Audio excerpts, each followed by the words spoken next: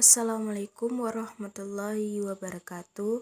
Perkenalkan, nama saya Rizka Lana dan teman saya Febrima Afifah. Kami akan membahas tentang komponen kurikulum.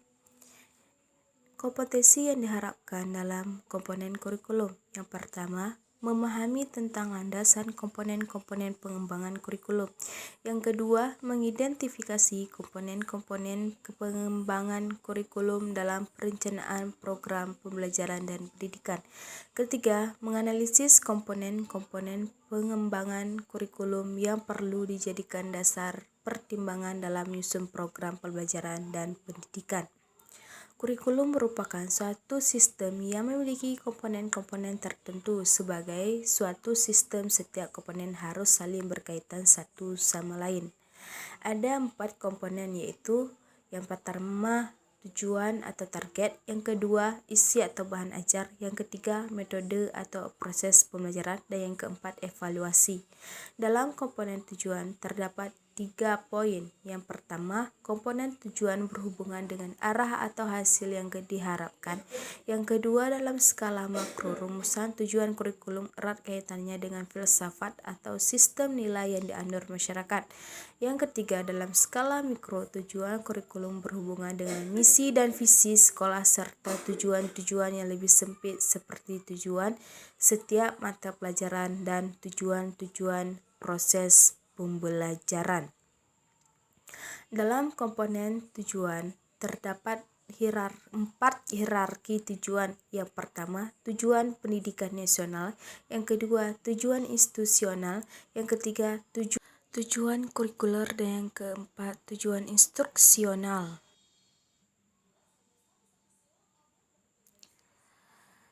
Yang pertama, tujuan pendidikan nasional adalah tujuan yang bersifat paling umum dan merupakan sasaran akhir yang harus dijadikan pedoman oleh setiap usaha pendidikan. Yang kedua, tujuan institusional adalah tujuan yang harus dicapai oleh setiap lembaga pendidikan. Yang ketiga, tujuan kurikuler adalah tujuan yang harus dicapai oleh setiap bidang studi atau mata pelajaran. Yang keempat, tujuan pembelajaran merupakan bagian dari tujuan kurikuler, yaitu kurikuler kemampuan yang harus dimiliki oleh setiap anak didik setelah mereka mempelajari bahasan tertentu dalam bidang studi tertentu dalam satu kali pertemuan. Selanjutnya akan dibaca oleh teman saya. Komponen strategi atau metode. Komponen strategi berhubungan dengan implementasi kurikulum. Strategi meliputi rencana, metode, dan perangkat kegiatan yang direncanakan untuk mencapai tujuan tertentu. Strategi pembelajaran merupakan rencana tindakan rangkaian kegiatan termaksud penggunaan metode dan pemanfaatan berbagai sumber daya atau kekuatan dalam pembelajaran. Strategi disusun untuk mencapai tujuan tertentu. Metode digunakan untuk merealisasikan strategi yang telah ditetapkan. Strategi berbeda dengan metode. Strategi adalah a plan of operation achieving something. Metode adalah a way in achieving something. Penggunaan strategi dan metode dalam pembelajaran akan tergantung pada pendekatan tertentu. Komponen evaluasi, yaitu melalui kegiatan evaluasi dapat ditentukan nilai dan arti kurikulum, sehingga dapat dijadikan bahan pertimbangan apakah suatu kurikulum perlu dipertahankan atau tidak. Evaluasi merupakan komponen untuk melihat efektivitas pencapaian tujuan. Dalam konteks kurikulum, evaluasi dapat berfungsi untuk mengetahui apakah tujuan yang telah ditetapkan telah tercapai atau belum.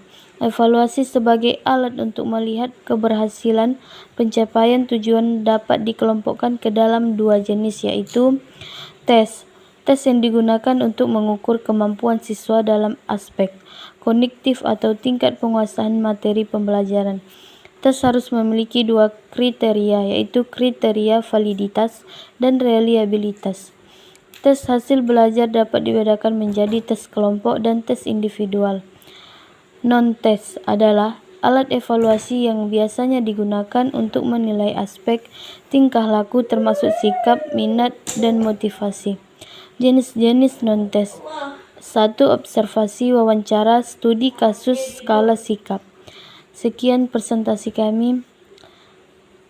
Lebih dan kurang kami mohon maaf. Wassalamualaikum warahmatullahi wabarakatuh.